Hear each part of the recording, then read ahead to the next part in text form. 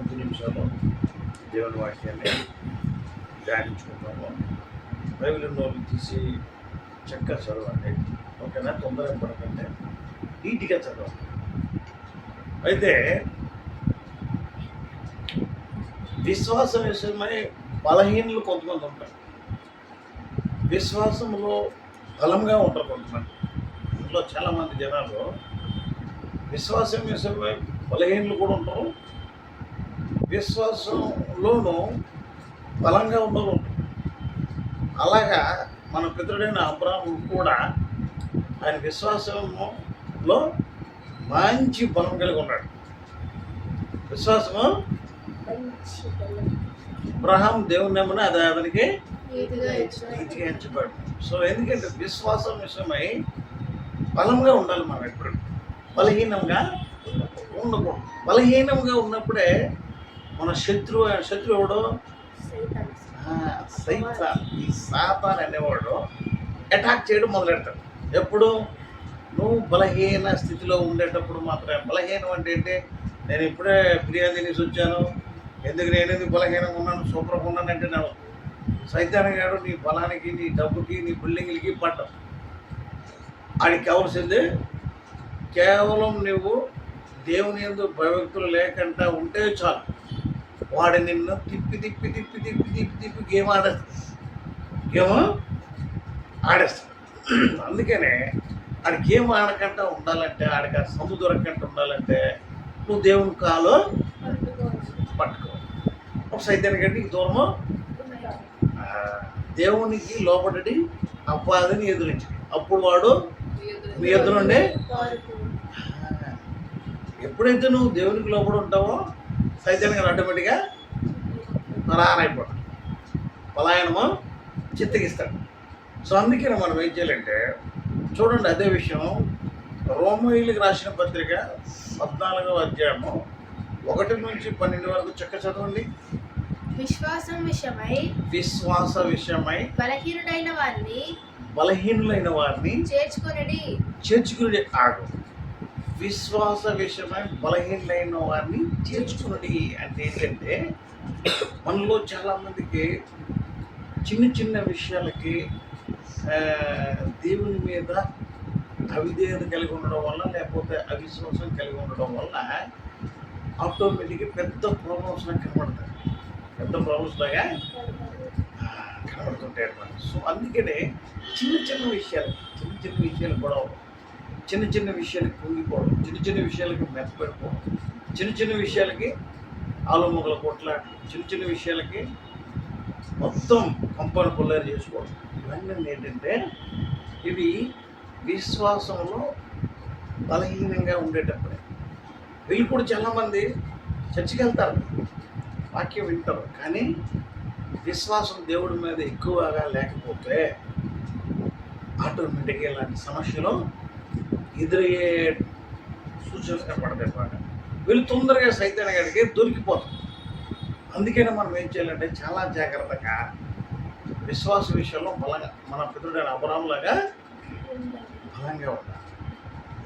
ఏదైనా సరే, ఇక నేనైతే ఏమనుకుంటున్నానంటే మన జీవితంలో ఏం జరిగినా దేవుడు చిత్తం. దేవుడు ఉన్నాడు ఇక్కడ, దేవుడు ఆయన చూసుకుంటూ అంటున్నావు. మనకేందుకు? నువ్వు ఆయన చెప్పిన పని చెయ్యి, తప్పుగా అక్కడ ఆయన మిగతాదంతా ఆయన చూసుకుంటావు.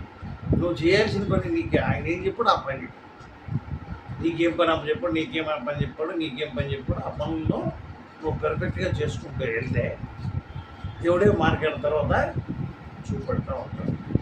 విశ్వాసం ప్రతి దానికి, చిన్న సమస్య, శరీరంలో సమస్య వస్తే ఫీల్ అయిపోతావు, ఇంట్లో సమస్య వస్తే ఫీల్ అవుతావు. ఎప్పుడు ఫీల్ అవ్వకూడదు, దేనికి భయపడకూడదు, విశ్వాసంలో ఉంటాడు. చూడు, అబ్రహాం గారికి చాలా సమస్యలు వచ్చినాయి, మోసే గారి జీవితంలో సమస్యలు వచ్చినాయి, యోసేపు జీవితంలో సమస్యలు వచ్చినాయి. వాళ్ళకి బలం ఎవరు? దేవుడు అని చెప్పావు. ఆయనతో చూశారు, దేవునితో చూసినప్పుడు నీకు దేవుడు ఆ సందర్భాన్ని ఎట్లా డీల్ చేయాలనేది దేవుడే ఆ టైంకి నీకు తెలియజేస్తాడు. అంతేగాని నువ్వు ఇప్పటి నుంచే బెంబెలెత్తుకోవాలని అవసరం ఉండదు. సమస్య ఎలాంటిదైనా సరే దేవునికి అసాధ్యమైనది ఏమీ లేదు. అది గుర్తుపెట్టుకోవాలి మనం. లోకంలో ఏ ప్రాబ్లం వచ్చినా సరే దేవునికి అసాధ్యమైనది ఏమీ లేదు. ఆయన చేతుల మీద పెడితే ఆ ప్రాబ్లం ఎంత పెద్ద సమస్య అయినా సరే చిన్నగా అసలు కనబడకుండా సమస్యగా తయారు చేస్తారు. సో అందుకనే మనం ఏం చేయాలంటే విశ్వాస విషయంలో ఘనంగా ఉండాలి. దేవుడి మీద విశ్వాసం. ఏ విశ్వాసం? మనుషుల మీద విశ్వాసం కలుగుకుందామా? రాజులు నమ్ముకుందామా? గొప్పలు నమ్ముకుందామా? మన డబ్బులు నమ్ముకుందామా? బంగారాన్ని నమ్ముకుందామా? భూముల పొట్టులు నమ్ముకుందామా? ఇవేవి కూడా నీకు దేవునికి దగ్గర చేస్తలేదు. కానీ ఒకటే, నా దేవుడు నా పక్షంగా ఉన్నాడు అనే విశ్వాసం నీలో ఉండాలి, బలంగా ఉండాలి. నా దేవుడు నాకు తోడుంటున్నాడు, ఈ సమస్య నన్నేమి చేస్తాడు అనే విశ్వాసం నీకుంటే అక్కడికే సగం సమస్య కట్ చేసినట్టే. సగం సమస్యనే. సో అట్లా చదువు. నెక్స్ట్. అయినను సంశయములను తీర్చుటకు వాదములను సంశయములను తీర్చుటకు వాదములను పెట్టుకునవద్దు. ఒకడు సమస్తమును తినవచ్చునని నమ్ముచున్నాడు. మరి ఒకడు బలహీనుడై ఉండి కూరగాయలే తినుచున్నాడు. ఇక్కడ కొంతమంది ఎలా ఉంటుందండి, ముసలిం పౌరు గారు ఎట్లా చెప్తారు చూడండి. పౌరులికి రాసిన పత్రికలో చూడండి. చేస్తే కొంతమంది ఏం చేస్తారంటే కొన్ని తింటారు, కొన్నే తింటారు. ఇంకొంతమంది అన్నీ తింటారు. అలాగని ఇంకొంతమంది ఏం చేస్తారంట, ఈ వారం మంచిది కాదు, రేపు మంచి వారం అంటారు. సో ఎవరి బలహీనత మనం ఏం చేయాలంటే అలాగనే వాటి గురించి వాదోపవాదాలు చేసుకోవద్దు అని చెప్తాం. సరే వాళ్ళకలా ఉన్నది, నీకు ఎలాగైనా ఇష్టం, అలాగా ఆయనకి ఇష్టం, కలుసుకోకపోతే సమస్య అక్కడికే సాల్వ్ అయిపోతుంది అని మనమోనాలు ఉన్నారు. సర్దుకుపోయే మనస్తత్వం ఉన్నారు. పాయింట్ని ఎత్తి చూపించకూడదు. అవతల వ్యక్తిని ఇబ్బంది పెట్టే యాక్షన్లో చేయకూడదు. అది భర్తలైనా భార్య అయినా లేకపోతే ఎవరికైనా ఎక్కడైనా సరే, కుటుంబంలోనైనా సరే, బయటైనా సరే, సొసైటీలోనైనా సరే, మనం ఏంటంటే ఇలా ఉంటే బాగుంటుంది, అందంలో తప్పు లేదు, కానీ దాన్ని పాయింట్ చేయడము నువ్వే నీ తప్పు నేను కరెక్ట్ అనకూడదు. ఎవరు ఒకరు సపోజ్ కొంతమంది ఉంటారు మాంసం బాగా తింటారు అలాంటి, ఇంకొంతమంది ఉంటారు కూరగాయలు తింటారు. అలాగని కూరగాయలు తిన్నోడిని నేను ఏకాల ఎట్లా ఉంటుంది వాళ్ళకి? తప్పు అది. సో అందుకని చలో ఆయన ఇష్టం, ఆయనకి తినడం అది ఇష్టం, మనకి తినడం అది ఇష్టం అని మనం అట్లా కాంప్రమైజింగ్లో వెళ్ళాలి. కానీ దాని గురించి వాదోపవాదాలు పెట్టుకోవాలి. చదువు.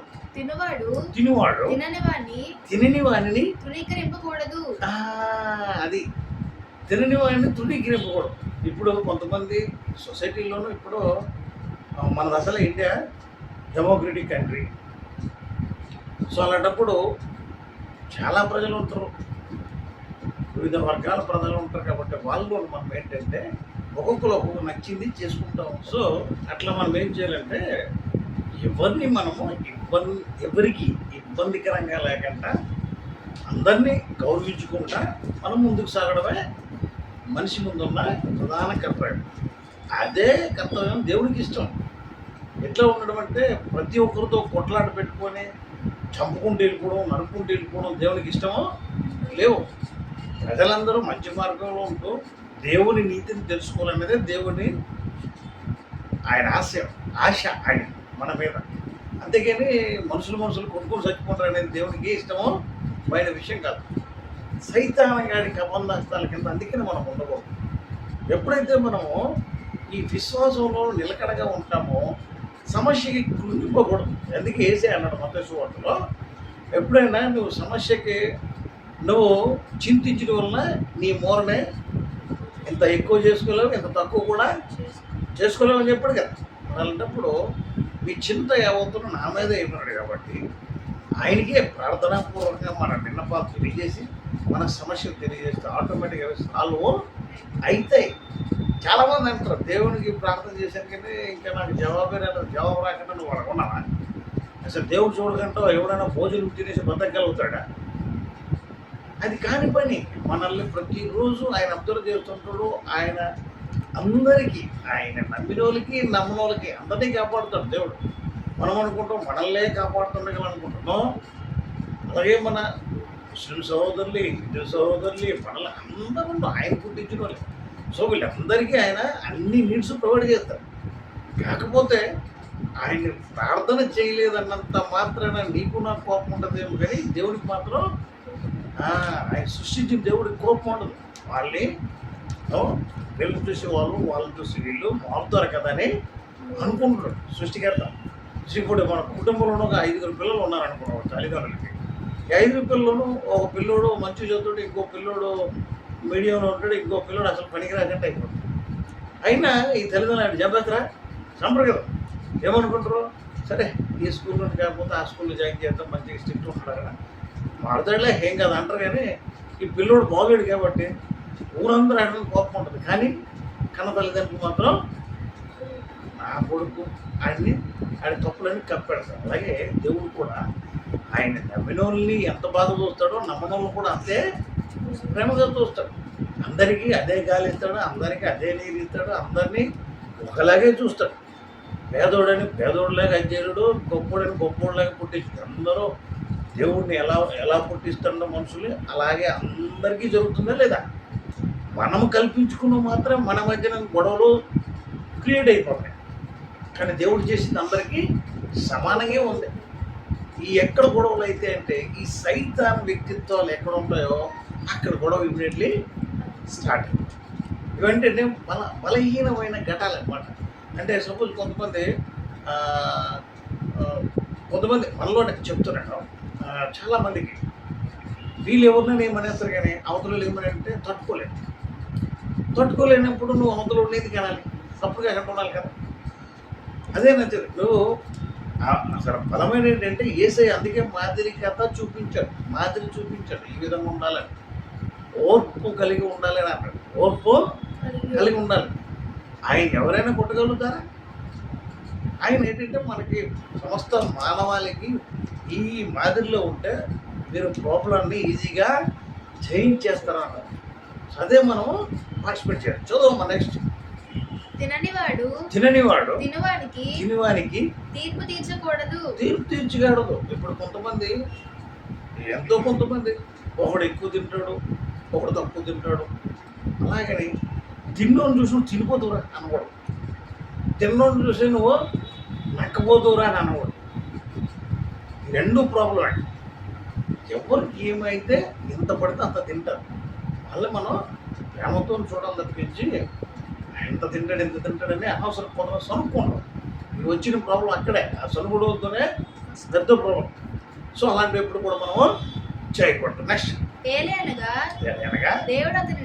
దేవుడు అతనిని చేర్చుకొనెను పరుని సేవకునికి తీర్పు తీర్చుటకు నీవెవడవు అని. ఎవరికైనా తీర్పు తీర్చడానికి మనమెవరు అసలు? నువ్వు ఇట్లాంటి నువ్వు అట్లాంటి అనడానికి నువ్వు నేనెవరు అసలు? ఆ ఎట్లాంటి అట్లాంటి క్రియేట్ చేసింది ఆయనే కదా. మరి ఆయన చూసుకుంటాడు కదా, మనకెందుకు మధ్యలో గొడవ? మనం సప్పుడు కాకుండా మనకి ఇచ్చిన దేవుడు ఇచ్చిన టైంలో జాగ్రత్తగా దాన్ని సద్వినియోగం చేసుకుంటూ ఆయనకి వచ్చే కార్యక్రమాలు చేస్తామా లేదనుకుంటూ చూసుకుని వెళ్ళిపోతే ఈ ప్రాబ్లమ్స్ ఏమీ ఉండవు. కానీ మన జనాలను ఏంటంటే ఈ పని ఏరిగానే పక్క కొడుకులను ఆలోచించడం ఎక్కువైపోయిన జనాలు. ఇప్పుడు అది ప్రాబ్లం. అక్కడే స్టార్ట్ అయిపోతుంది. ఇది ఏర్సింది వీడు పక్కోడు ఏం చేస్తాడు, ఆడు ఒకరు పైకి వెళ్తున్నట్టు వాడిని చెడగొట్టాలి ఎలాగా అనే ఆలోచనలోనే ఉంటాడు. ఆయన్ని చెడగొట్టడానికి కూడా ఈడే సరికి పడుతుంది తర్వాత. అర్థమంట. నెక్స్ట్ చదువు. అతడు నిల్చుండుటైనను పడియుండుటైనను అతని సొంత యజమాని పనియే. అతడు నిలుచును. ప్రభువు అతనిని నిలబెట్టుటకు శక్తి గలవాడు. ఎవరైనా ఆ, బాగుండాలన్నా బాగులేకుండా ఉండాలన్నా వాళ్ళ వాళ్ళ ప్రవర్తన, దేవుని ఎదుటి వాళ్ళకున్న ప్రవర్తనను బట్టే నిన్ను నన్ను అబ్జర్వ్ చేసిన దేవుడు వాళ్ళని ఒక స్థానంలో నిలబెడతాడు.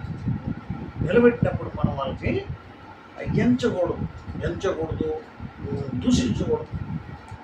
ఎవరికి ఏది దక్కిందో అది దేవుడి వల్లే దక్కుతాయి. అందులోనూ మనం ఏంటంటే దాన్ని మనము సార్థకత చేసుకుంటూ వెళ్ళిపోవాలి. నెక్స్ట్ చదువు. ఒకడు ఒకడు ఒక దినము కంటే ఒక దినము కంటే మరి ఒక దినము మంచి దినమని యోచించుచున్నాడు. మరి ఒకడు ప్రతి దినమును సమానంగా ఎంచుచున్నాడు. ప్రతివాడు తన మట్టుకు తానే తన మనసులో రూఢిపరుచుకుంటున్నాడు. అంటే ఇప్పుడు కొంతమందికి చాలా మంది ఉంటారు ఇట్లాంటి. సో అలాంటివన్నీ మనము ఓకే వదిలేయాలి, అంతేగాని దాన్ని పాయింట్ అవుట్ చేయకూడదు. రైట్, చదువు. దినములో లక్ష్య పెట్టువాడు ప్రభువు కోసమే లక్ష్య పెట్టుచున్నాడు.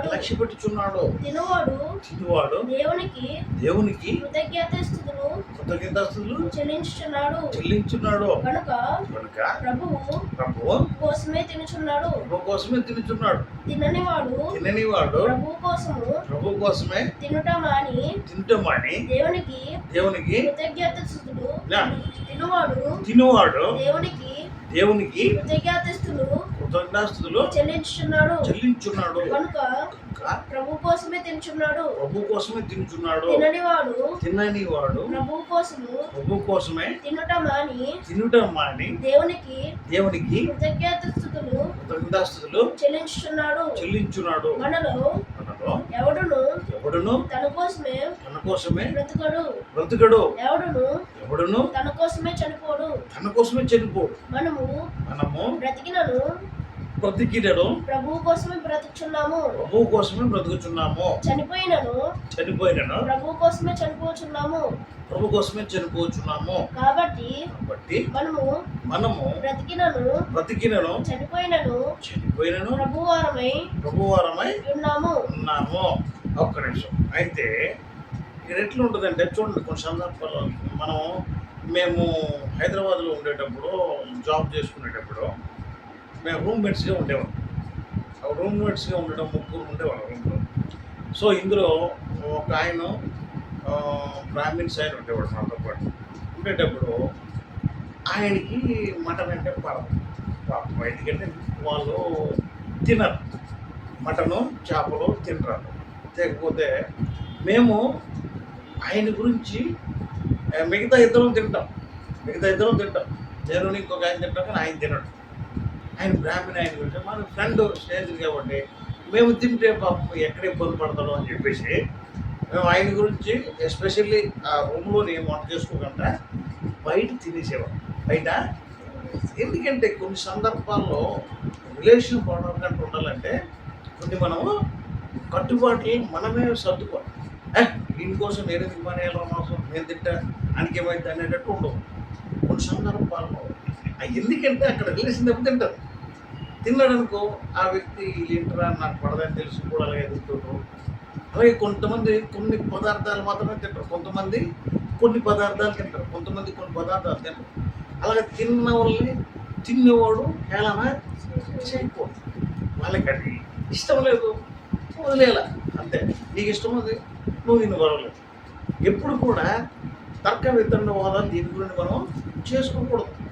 ఎవరికి ఏది నచ్చితే అది తింటారు. ఇదంతా ఎందుకు చెప్తున్నాడంటే అపోస్తులైన పౌలు గారు మనకి సంఘంలోనూ ఇలాంటి గొడవలు చాలా ఒకటి మీద ఒకళ్ళు పుండేలు చెప్పుకోవడం, చాడీలు చెప్పుకోవడం, ఇక్కడ ఈ బ్రదర్ ఇలాగ ఆ బ్రదర్ ఇలాగే ఈ అమ్మ ఆ అమ్మ ఇలాగ ఎందుకు అవన్నీ దానివల్ల ఏమొస్తాయి?